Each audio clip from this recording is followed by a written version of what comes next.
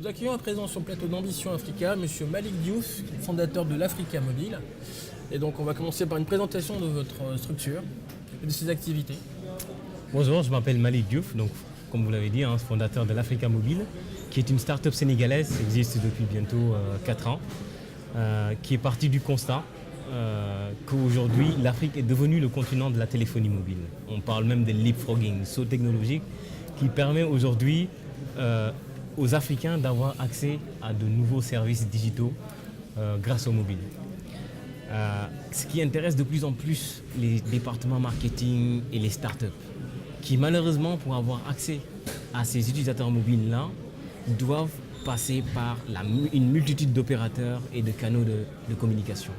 Comme exemple, je prends l'Afrique de l'Ouest, UEMOA, où vous avez une centaine de millions de personnes qui utilisent tous la même langue, qui utilisent tous la même monnaie.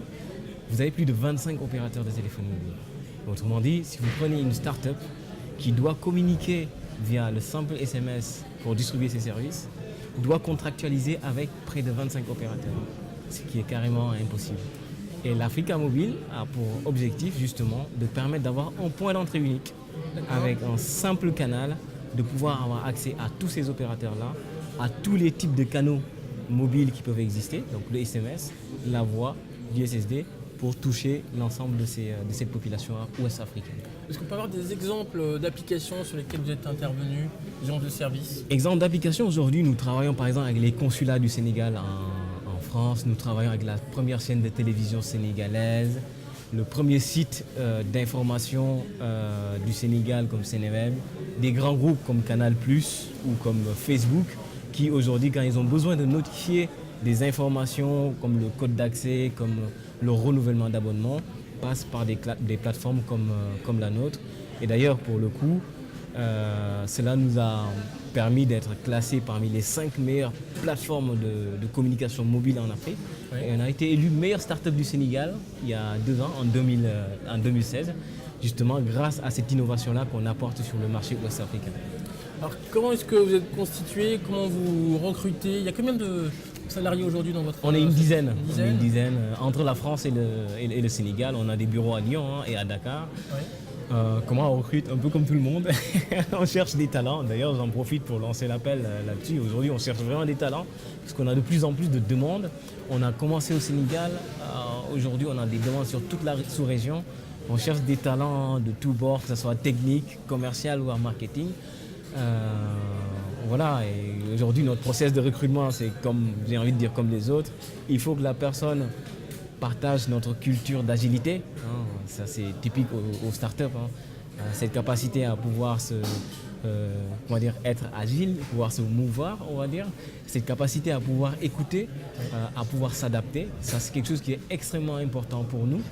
Et l'une des deuxième chose que nous, qui est vraiment très important pour nous, c'est l'orientation client.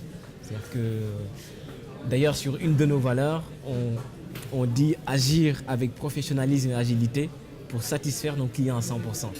Et chaque mot dans ce que je viens de dire là, chaque mot a vraiment son importance, qu'on essaie de détecter chez le talent qui vient chez nous, en tout cas qui a envie de se projeter avec nous dans le futur. Parce qu'il y a une difficulté, je crois, sur les profils techniques, notamment les ingénieurs, il n'y en a pas tant que ça. Je crois comprendre qu'il y a une sorte de pénurie. Comment est-ce que vous arrivez à contourner ça? Alors, une pénurie, je n'irai pas jusqu'à dire ça. C'est-à-dire qu'aujourd'hui, et vous allez avoir le même problème en France, même dans les pays développés, globalement, il manque des techniciens, des développeurs en particulier. Nous, on a la chance d'être des fondateurs qui, à la base, sommes des développeurs. Donc moi j'ai travaillé pendant une dizaine d'années en France, je suis bien développé. Comment on fait? Nous on va dans des écoles, on essaie de détecter des talents dans des écoles avec qui on est en partenariat et on les forme à nos métiers. C'est-à-dire qu'on fait l'investissement de les former pendant 6, 7, 8 mois pour qu'ils s'adaptent à notre environnement, qu'ils soient capables de développer de façon autonome. Et voilà, c'est comme ça qu'on arrive à s'adapter plus ou moins à cet écosystème qui effectivement n'est pas simple en termes de talent, mais encore une fois, c'est pas que l'Afrique. Aujourd'hui, il y a vraiment une pénurie dans les nouvelles technologies de l'information en termes de compétences. Alors, Ambition Africa s'est consacré à renforcer les relations entre la France et l'Afrique. Vous, quelle est votre image, votre vision de cette relation quel est le pourcentage, par exemple, d'entreprises françaises dans votre carnet comment est-ce que vous vivez cette relation? Il y a plein de choses à dire là-dessus, hein. Je pourrais passer une journée à en parler. Oui. C'est très intéressant pour des startups comme nous, qui sommes justement, qui avons cette agilité dans un écosystème qui n'est pas simple, où il y a énormément d'entreprises françaises qui ont envie de venir parce qu'ils le voient, hein, en termes de pénétration du mobile. Il y a de plus en plus de personnes qui arrivent sur le mobile. En termes de croissance économique, quand on regarde des chiffres, vous avez des pays de l'Afrique de l'Ouest comme la Côte d'Ivoire, le Sénégal, ils sont sur des croissances supérieures à 6% depuis plusieurs années. Donc il se passe des choses. Tout le monde a envie de venir, mais tout le monde ne connaît pas cet écosystème, pas encore totalement mature, notamment en termes de technologie. Et donc c'est là où c'est intéressant pour nous, start-up, de pouvoir dire à ces gens-là, vous voulez venir, venez. Il faut que vous veniez parce qu'il y a des choses à bâtir. Mais la meilleure façon de venir, c'est de venir avec des gens qui connaissent, qui maîtrisent plus ou moins, hein, cet écosystème et qui soient capables de bâtir avec vous de la valeur. J'entends par là... Des partenaires locaux, vous voulez dire? Partenariat dans les deux sens. De la même façon, aujourd'hui, vous avez des entreprises africaines qui ont des choses à proposer aussi en Europe. Moi, je pense, d'ailleurs, on l'a rappelé ce matin, le signe de Business France le rappelle bien avec les deux flèches dans les sens.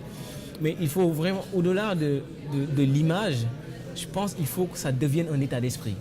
Je pense que quelqu'un l'a rappelé ce matin en disant la France a un tout petit peu délaissé la place qu'elle avait en Afrique de l'Ouest. Clairement, c'est une erreur, moi, je pense, de mon point de vue, hein. Et aujourd'hui, pour reprendre cette place-là, il faut qu'on arrive avec un état d'esprit de bâtir. Mais quand je dis bâtir des partenariats gagnant-gagnant, où l'entreprise française, là, apporte de la valeur, de la technologie, et l'entreprise africaine puisse être là pour l'accompagner dans cet écosystème qui, finalement, est très spécifique par rapport à ce qu'eux, ils connaissent. Merci beaucoup pour votre passage sur ce plateau. Merci à vous.